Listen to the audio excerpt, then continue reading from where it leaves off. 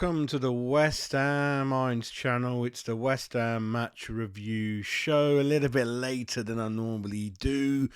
Apologies for that, and usually go live, so apologies for that as well. It's finished, as you know. West Ham United 1, Manchester City 3. City romp home to another win over West Ham, over another league club, and yeah, I think Haaland was just, as well as other things, I think Haaland was just too hot to handle for the Irons, right? Before we go into it a little bit more about trying to work out what went wrong, what was right, what we could have done differently, which is always a difficult show for every team to do when they face and lose to Man City. What do you do? We mustn't forget, before we obviously get a little bit down or upset with a few things that went on today, that we are playing one of the top two, 3 teams in the world, if not the best, if not the second best. It's in the top 3, at least top 2, right? So please bear that in mind, right? And before I say anything into the game, I just want to share some stats with you. So let's go straight into them. That's the facts, obviously. West Ham 1, Man City 3.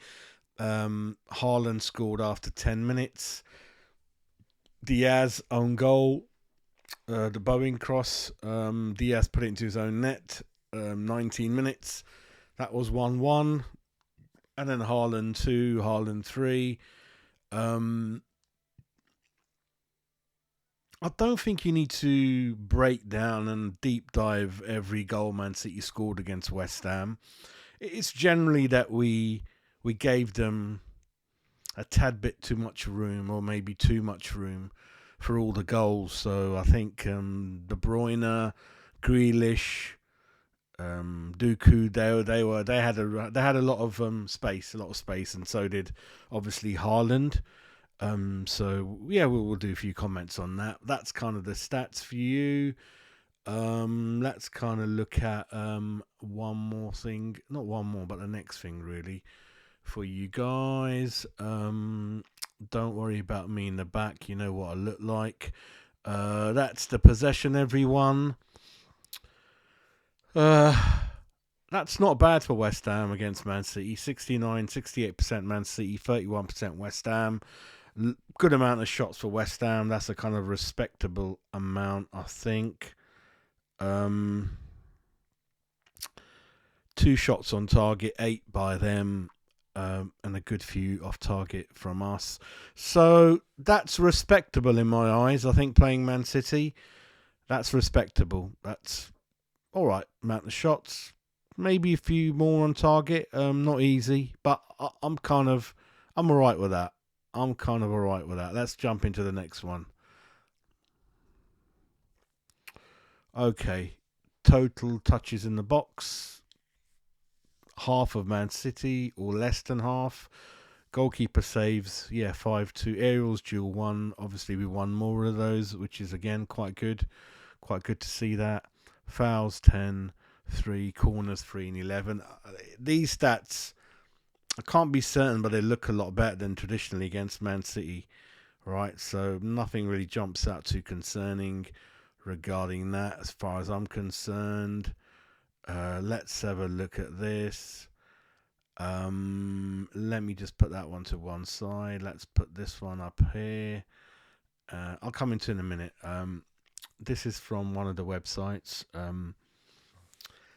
So they're saying it's 4-2-3-1, and it probably is. It's the first time we've played 4-2-3-1.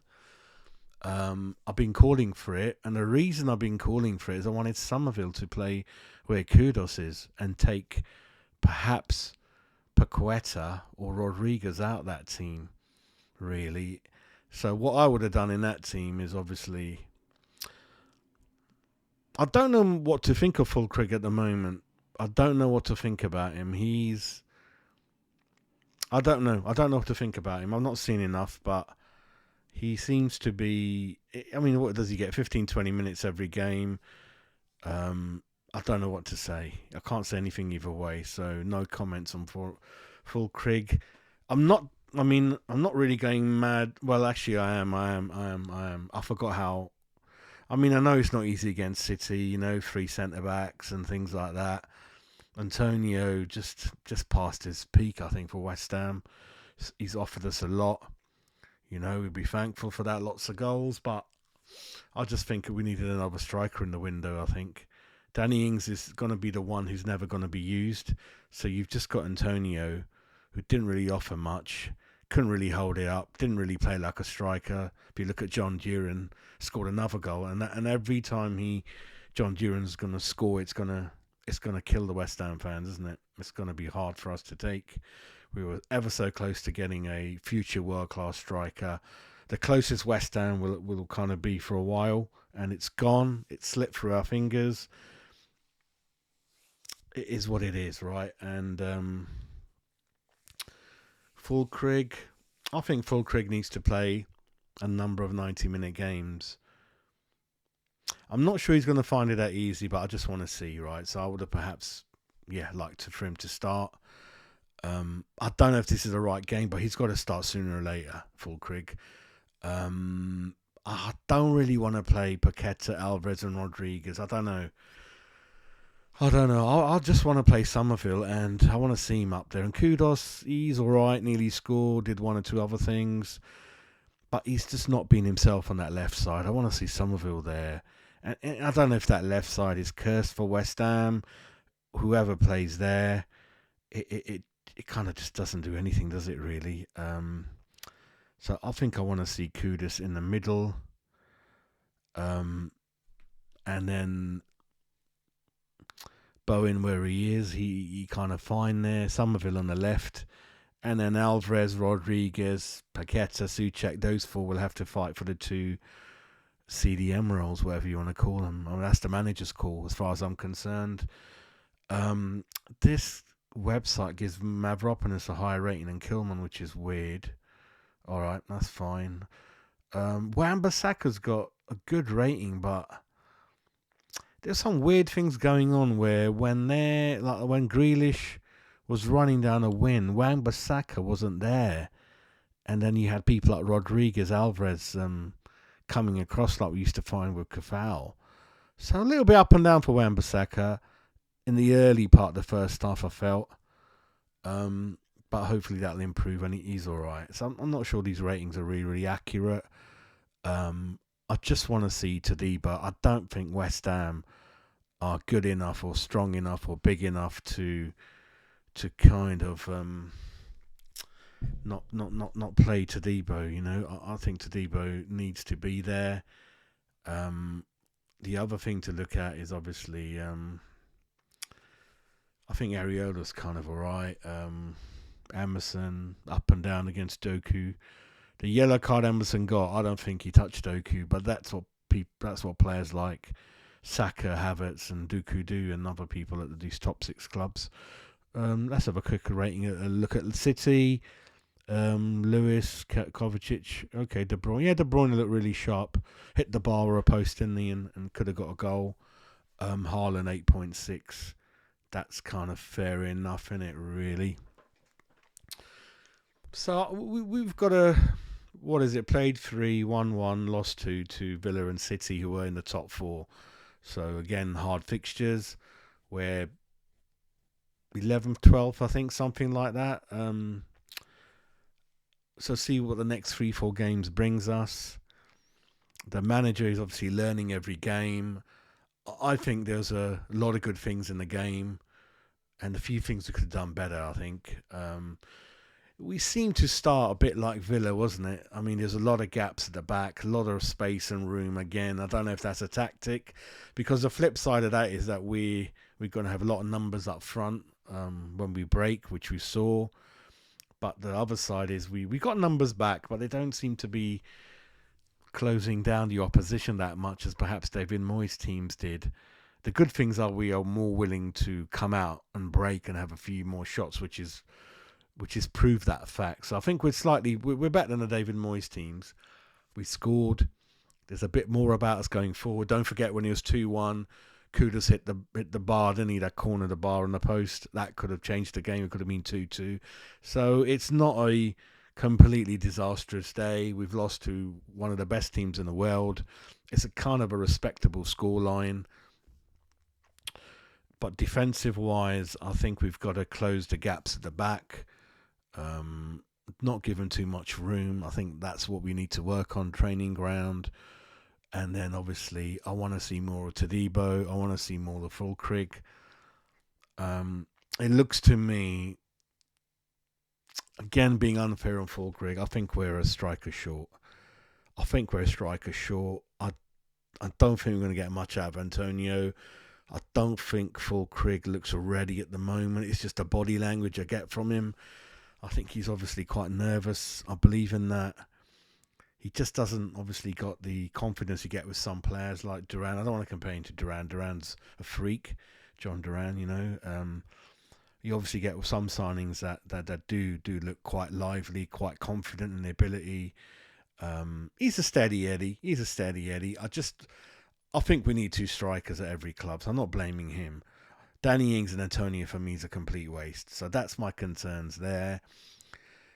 Don't forget Solero's. He's going to come in, isn't he? So that's going to improve it a lot. But the flip side is the bench is so strong, isn't it? So when Souček came on, Fulkrug, it was good standard of players to come on, wasn't it? So Carlos Soler, when he comes on, it'll be good. We're one centre-half short. We'll see how that goes.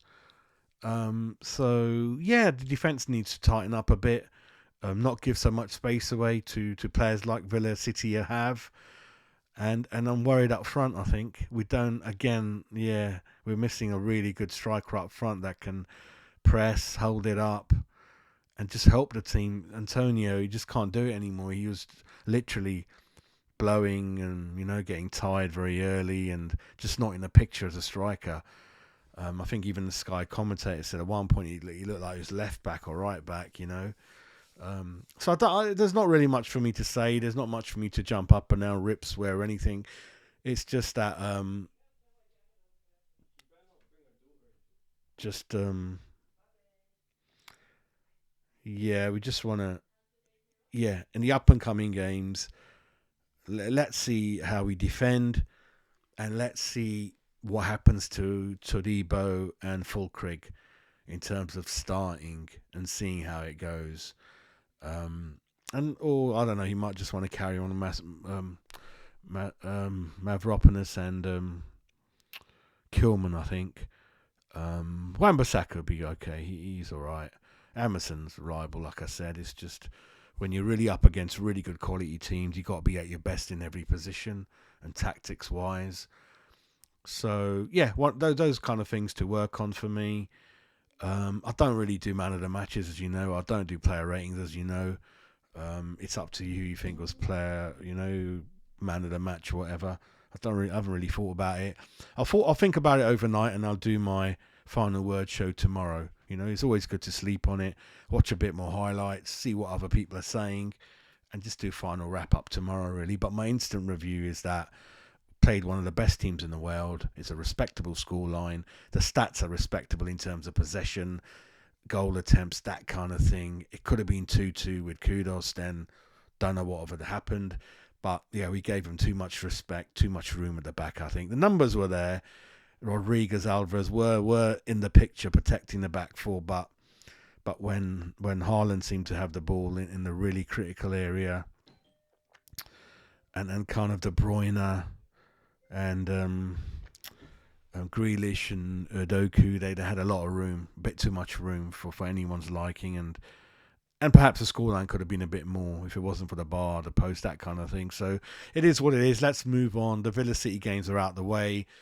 Hopefully look forward to a bit more winnable games and hopefully get back into the top 10, really. So you guys have a great evening. Thanks for watching, and we'll catch up tomorrow with the final word show. Take care.